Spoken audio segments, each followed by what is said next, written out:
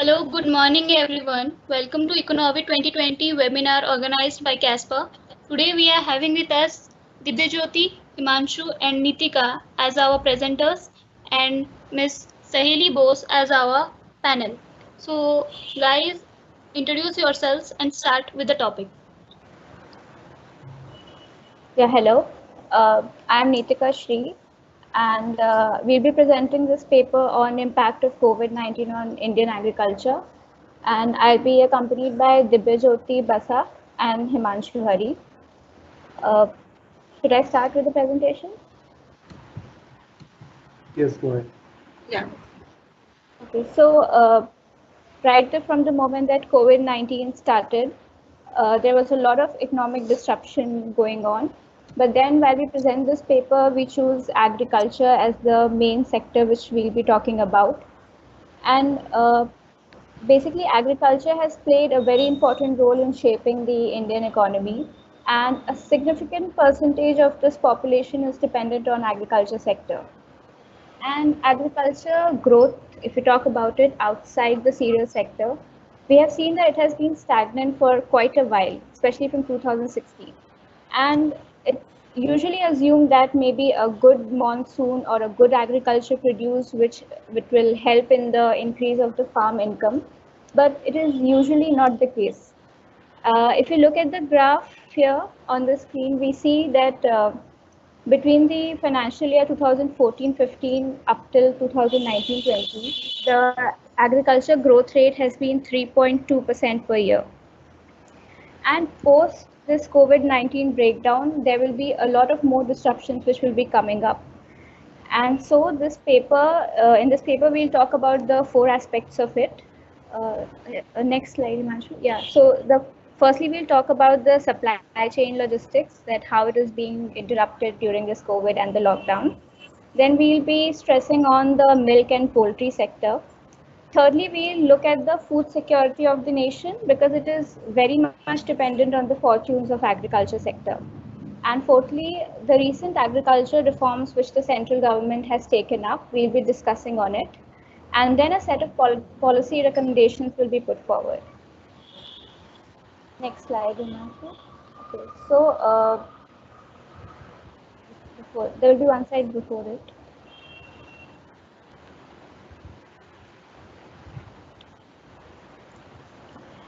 So when we talk about the impact of COVID-19 on the supply chain, so first thing which has to be kept in mind that this is the peak of the Rabi season, where a lot of crops will be harvested, and the Rabi crops includes wheat and pulses specifically, which is kind of a staple food of a major part of India.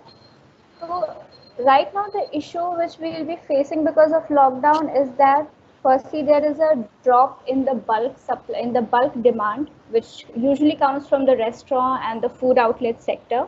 And along with it, the problem which arises will be the disruption in the transportation, that the farm produce is not being able to reach the market. If example, if you see in Mumbai in the APMC, where on an average daily 500 trucks used to be loaded at APMC, has now been reduced to less than 100. And the demand for food items which are perishable are also nosediving, like for example sugar.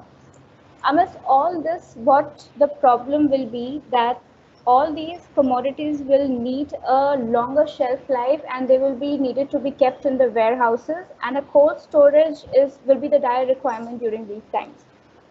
Because India is now having a glut of production for wheat and rice, as with the Food Corporation of India, we have more than 3 times the buffer stock. Basically, it's 21 MMT, which is the buffer stock. India is now having more than 3 times of it.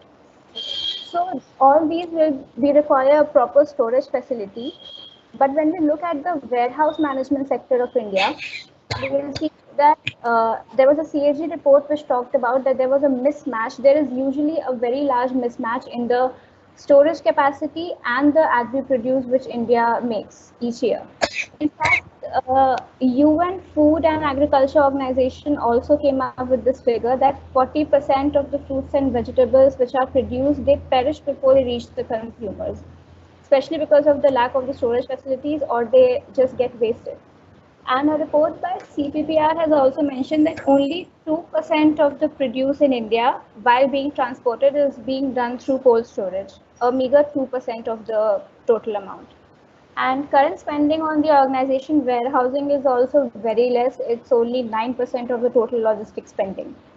And the Emerson report has talked about it that if we are to prevent the wastage of food, especially during the COVID-19, and we need a proper cold storage and warehousing facility, India will have to more than double its capacity, almost 61.3 million MT, to prevent this wastage of food.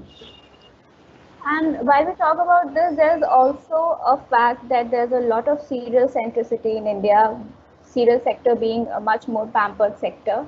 And here, for the warehouse management, we see mostly a lot of the space is being taken by the cereals and by the rice and the grain. So by virtue of it, all the fruits and vegetables, a major chunk of it go as a waste because of lack of storage facilities. So this is one of the major problems which will arise due to this lockdown and the COVID-19. The second is a possibility or something which is we are all seeing it happening is a reverse migration.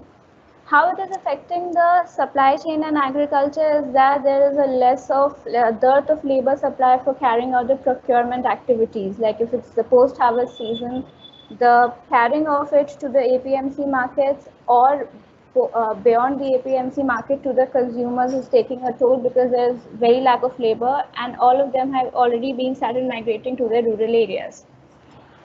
Now, third, we'll be talking about the prices. So here, before we look at the graph, we see that in April there has been a food inflation and it has surged up to 8.6% because of supply chain interruption. And for April, the CPI data is not available. But then food price have been continuously rising. Like the vegetable inflation for April stood at 23.6%, as against 18% for March. And for pulses also, if we see, is 22.9% in April compared to 15% in March. And so in this graph, it's the wholesale price index. We see that from the mid 2019, it was already on a rise. The inflation has been increasing because of the onion, potato, and tomatoes are the three main reasons why this went up. But there has been a slight decrease for the month of February. We can see the last one here, 2.26 and 1. But nevertheless, the prices of fruits and vegetables have been increasing consistently. For the CPI, if we see the consumer price index, next slide, Himanshu. Yeah, here also it is following the same trend. So CPI usually measures the index for the retail inflation and the consumers have been paying higher prices for all the vegetables and fruits. But here also there is a decrease for the month of February.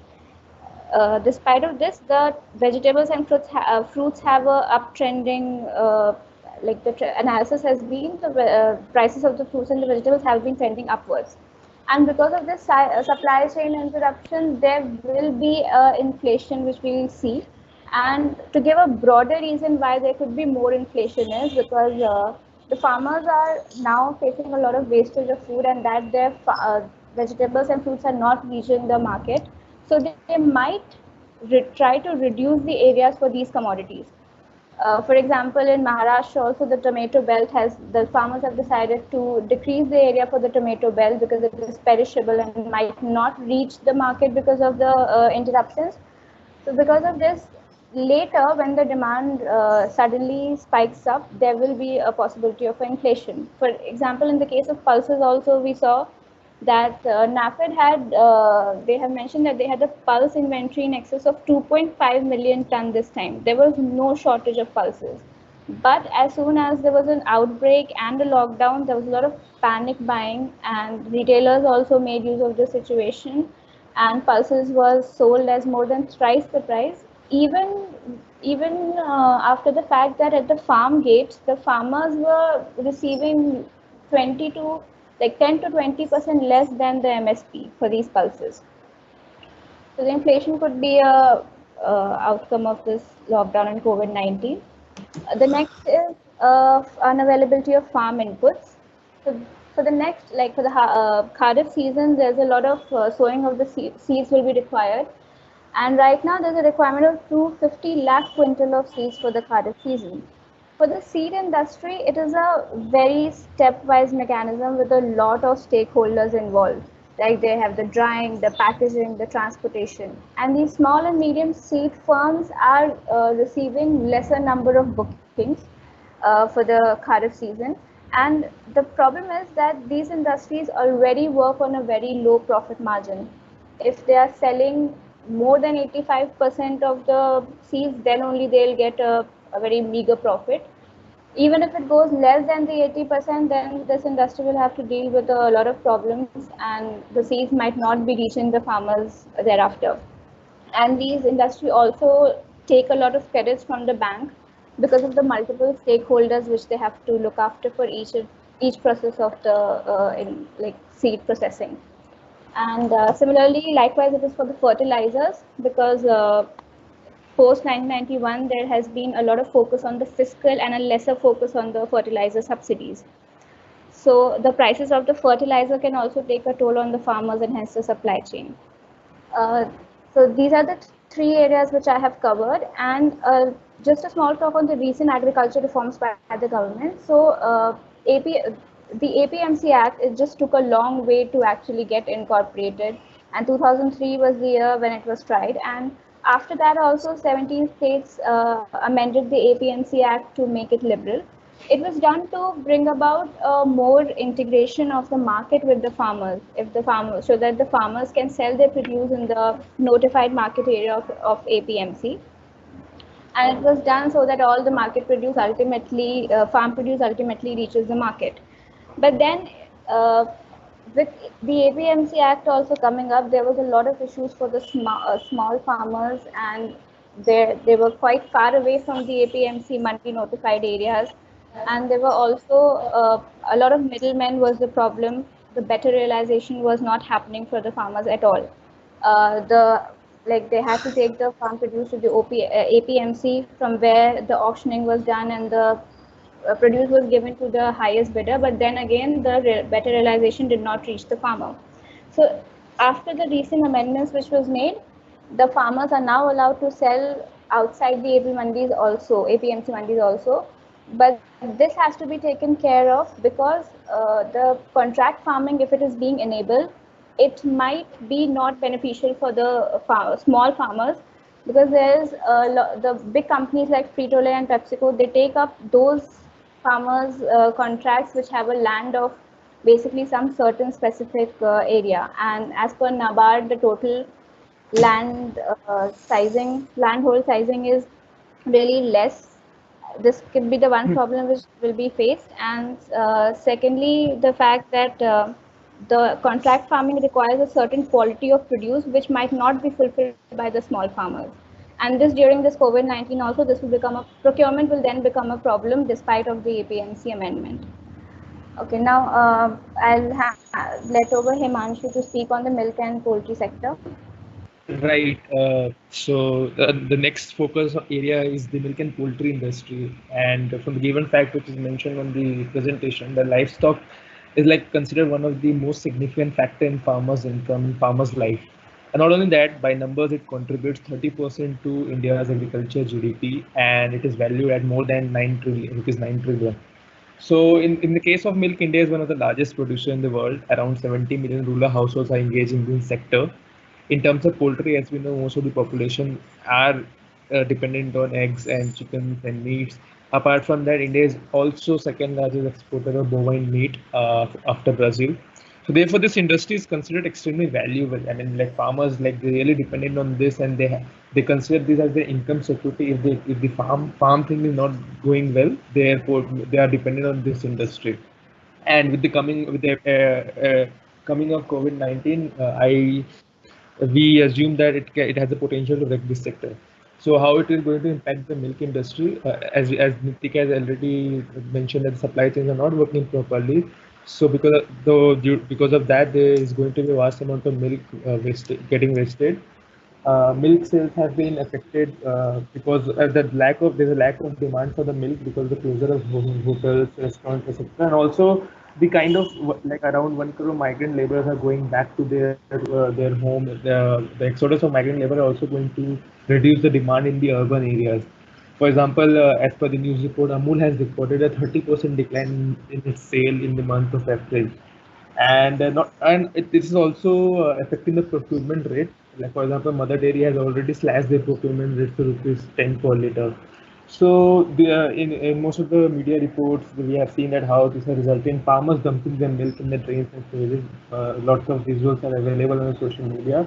And as per the conversation with the chairman of the Ajmer Dairy Cooperative, he has said that if there will be further slice in milk prices, it can force farmers to abandon their low-yielding cattle or sell their buffaloes for slaughter. The impact of COVID-19 on the poultry industry can be seen through, like we know how there has been increase in the fake news and misinformation circulated on social media. So it's very, I think most of us are seeing that how people have circulated news that the COVID-19 is spreading through chicken, through meat, etc. So this has affected the millions of poultry farmers in the states of Maharashtra, Karnataka, Odisha, and Andhra Pradesh, where their sales have been crashed by 80%. Also, if you see, if these farmers are not selling their poultry, then they have to feed their livestock, and that is an additional cost on the farmer, and they have to incur that cost. So at the ground level, this is leading to death of many birds or farmers selling their poultry at a very low price.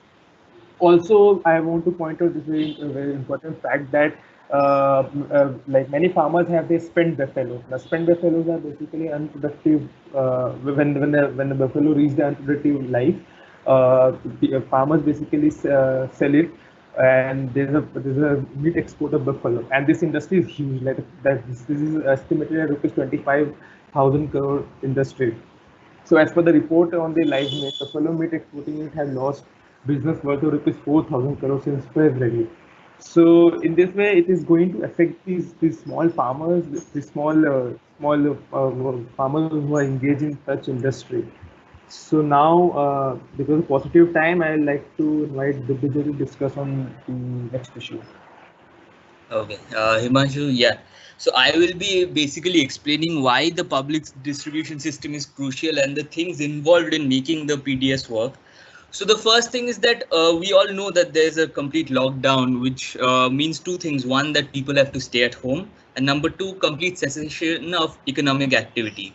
Now that means that a large sector of the portion of India's population which engages in the informal sector, they will be reliant on government rations and whatever civil society support that they can get. Right now, this slide basically shows why the PDS is extremely important, because even though there is the PM Kisan, which is a good welfare program which provides rupees 6,000, it's still based on land. Whoever owns land is eligible for this program, and as the SECC 2011 found out, almost 30% of rural households are landless. Similarly, the Manrega, which pays subsistence level wages to rural laborers, according to the government data, we see that almost there's been a decline of 86% from April 2019. So in situations like these, when even subsistence wages are not being paid, when 1/3 of the rural households are landless, they come to rely much more on the PDS for everyday food, basically. Himanshu, next.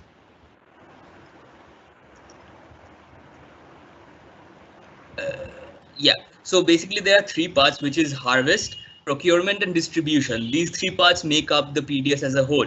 Now, the thing is that the harvest has not exactly been affected as much, because a lot of the harvest was already in process. But this entire slide was made before the news of the locust swarms, which have been ravaging and are going to ravage North India. So even though harvest was not especially affected by COVID-19, recent developments might just precipitate the issue. Himanshu, next.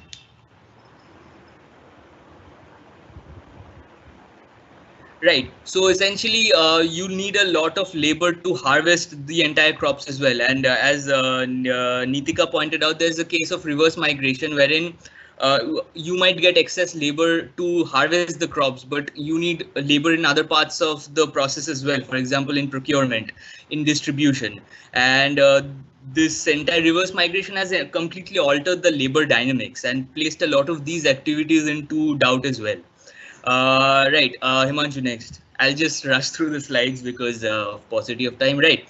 So in these cases, what the government has done is emphasized the usage of mandis. However, an analysis of over 2,000 mandis from 18 states shows the following statistics, which is that if you see that in 2019, the number of non-functional mandis was 72, and in 2020 it's 502, and that's a change of 590. That's an almost six-fold change, basically. As we can see, the other crops, the supply of those crops coming into these mandis have been drastically reduced. Now, this is not to reflect on staple crops such as rice and wheat, because we have excessive buffer stocks of those, but I'm talking about the other vegetables, which, I mean, people just cannot survive on rice and wheat, and it is unfair to expect them to as well. So this is what that point illustrates, which is that supply of some crops have been drastically hit. Now, when it comes to procurement, this is just an example to show exactly what the problem is. This graphic, simple graphic. Now, from April 15th to May 17th, 5831 procurement centers purchased 179 tons of wheat from 1.9 lakh farmers. Now, I've used these two arrows to show two different calculations, which one of which shows that on average, each center purchased grain from 1.5 farmers per day on average, and each center procured 8.15 tons of wheat per day on average. Now, the point I'm trying to make is that this is just not good enough. One center to procure grain from 1 farmer per day in a populous state such as UP is just not acceptable. If you look at the penultimate point, you will see that the Food Corporation of India stated that they had supplied 40 lakh metric tons, but states had only distributed 19.6 lakh metric tons, which is less than half. So the point is that procurement and distribution are in an abysmal state. Himanshu, next. Right. So this is another graph which shows that the NFSA, which is based on the population census, right? And the 2011 roll was based on the census of 2011. And in 2020, it has to account for the increase in population. Now, India's population increased from 1210 million to 1371 million in 161, an increase of 161 million in 9 years. Now, following this, the number of people covered under the PDS should also have been increased. It should have been increased to around 921 million. But in 2020, we'll still see that there are 813 million people covered under the PDS, implying that at least 108 people who should have been covered are not covered. So this is a problem which is already existing in the PDS. Himanshu, next. And if we add to this the problems related to distribution, like a lot of the announcement by the central government have been related to the distribution of free pulses and free food grain. Now, if we look at the data on the amount of grain which has been disbursed, it clearly shows that if all beneficiaries had been equally covered, we would have properly distributed 40 lakh tons of grain. But according to the data, only 30 lakh tons have been distributed. So it is a logical deduction that about 25% of beneficiaries did not receive their grain allocation. Next. Right. So I've again just taking an example to illustrate the broader point, which is that in a lot of in Jharkhand especially, there's a lot of deprivation and exclusion from Aadhaar due to the insistence on ABBA or Aadhaar-based biometric authentication. Around 7 lakh families ration card and rations are pending, and the Jharkhand government announced that even. I'm so sorry. Hello, Dibyajyoti. Sorry to interrupt, but we are having a time limitation actually. Yeah, we'll just wrap up in a couple of minutes. Should we move to policy recommendations? Yeah. Let's go ahead. Yeah, Nitika. Yeah, I'll just quickly explain it. So the first policy recommendation for the point that there's a lot of wastage of food is that to bring about a policy in which the food can be kept in a way that the farmer right after the harvest gets a chance to keep at least 1/3 of the produce in their warehouses. By that, and can get 80% of the farm value of the market value of the produce that he might get as the loan. And by doing so, and by incorporating the Warehousing Act, where if a farmer is keeping a certain chunk of the produce with the warehouses, he or she will get a receipt which can be used as a collateral to get the loan. By doing so, whenever there is an increase in the prices, in the farm prices in the market, the farmer will also be a recipient of the profits which the farm produce will be making. And secondly, for the farm inputs, for the supply and the fertilizer industry, there's a requirement of a stimulus package which is to be made for the seeds industry to entirely work for the pre-processing and the processing of the seeds. For the fertilizer subsidies, a policy change is required because the direct benefit transfer is taking the way of the fertilizer subsidy. But for the fertilizer subsidies, it's a different process as compared to the other DBT schemes, because here only those farmers who have their Aadhaar in place or their Aadhaar linked to the land will be able to receive these fertilizer subsidy, and the fertilizer industry only those industry which are able to show the transaction to the POS will be receiving it. And the data and all is totally not in place where these subsidies can be rentally given to the farmers as such. And thirdly, for the migration, there should be a policy where a gainful employment should be given to all those who are reverse migrating, so that the procurement problem can also be solved. Over to Himanshu. So second policy recommendation I would suggest is, like, obviously there should be for safety of farm laborers, there should be measures should be taken, like testing of migrant laborers who are coming back to their home state. Social distancing should be maintained, harvest operation, procurements, marketing, etc. Also to daily cooperatives, so that there should be a financial support to them, so that they do not cut the procurement prices, and they can purchase excess milk from the farmers, so that farmers can get enough money to sustain this and go through this pandemic. Also, I would suggest that the opening of livestock trade should start, and on priority basis. We should one thing which is very important to note here is that government should put one step forward and create awareness at a larger platform, that COVID-19 is not spreading through livestock. And the last but not least is, like, the central bank should provide moratorium, or there should be restructure of loan for the milk and poultry industry, so that they do not get under this burden of pandemic. Next to Basar. Right, I'll just take 30 seconds. We've already taken too much time. So basically, the first is there are some welfare programs which have worked very well. The need of the hour is to front load them, basically give them a large amount of money, pay 2-3 installments at one time if necessary, but especially utilize the PM Kisan, Manrega and other social welfare programs. The second thing is that the PDS needs to be universalized and not just be restricted to below poverty line people. In the words of Amartya Sen, Dr. Banerjee and Raghuram Rajan, the cost of missing many of those who are in dire need vastly exceeds the cost of letting some who could perhaps do without it. Basically, we can afford to let some corrupt people in, but we cannot afford to let the vast majority of hungry people out.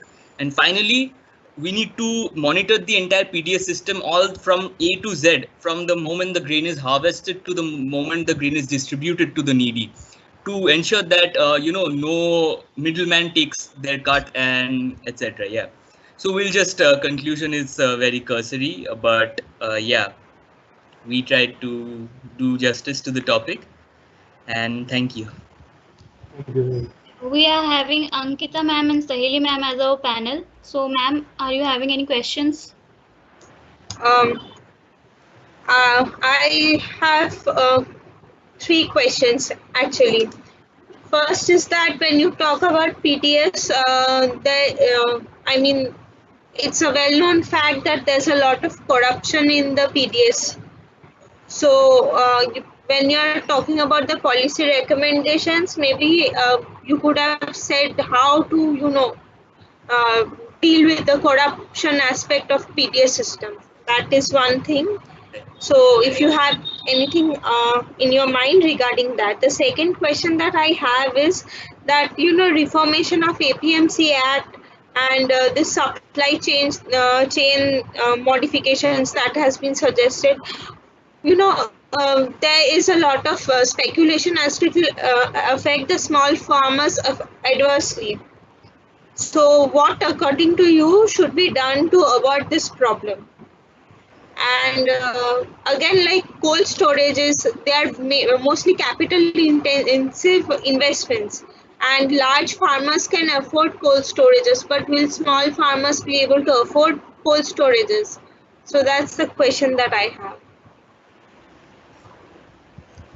Right, yeah, I'll go first. I'll answer the one on PDS. So basically, ma'am, of course, like you said, there has been a lot of endemic corruption in the PDS. There is no doubt about that. The thing is that I think the recent ABVA, basically the biometric authentication and a lot of the other Aadhaar-based Aadhaar linkage, a lot of these measures are intended to weed out corruption in their own self. But I don't think they have been very successful. But this is an opinion, this is a personal thought of mine, which is that I think that universalizing the PDS can eliminate a lot of these corruptions, because right now a person who only has the BPL card, I think, can avail rations. So there's a lot of corruption regarding to whom the BPL cards are being issued, quotas in individual districts, etc., which gives a lot of scope to corruption. Now, if you universalize the entire system, any person can go and get their rightful supply of grain. Now, of course, some people will misuse this. Some people who don't need the grain will turn up and get grain. But I think that the cost of this happening is lesser than the cost of imposing an arbitrary cutoff and depriving people above the just above the cutoff who live in not who live in relative poverty. So that is my point. I think that universalizing the PDF does have the potential to eliminate a lot of the potential for corruption in the PDS. Okay.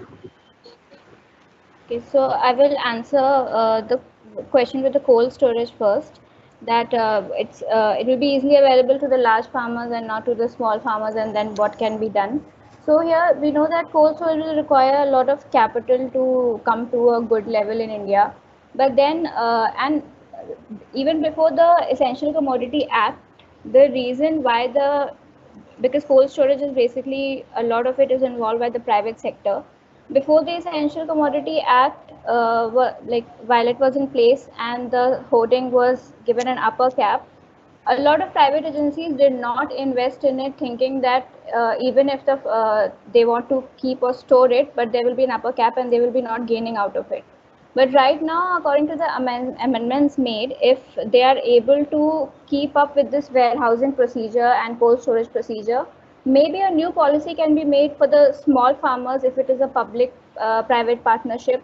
And focusing on the public-private partnership might also help in giving leverages to the small farmers first, because amendments to the ECA will now be helpful and they will be beneficial. They will be proving profitable for the private agencies as well. So maybe the government can step in for providing these profits to these facilities to the small farmers also.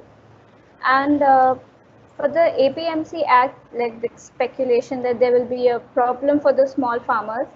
So it's basically when the companies like if we take the example of Frito-Lay and McCain, they are looking for a particular quantity of produce, and that's why they go for the farmers which have land above a certain threshold of hectares or area.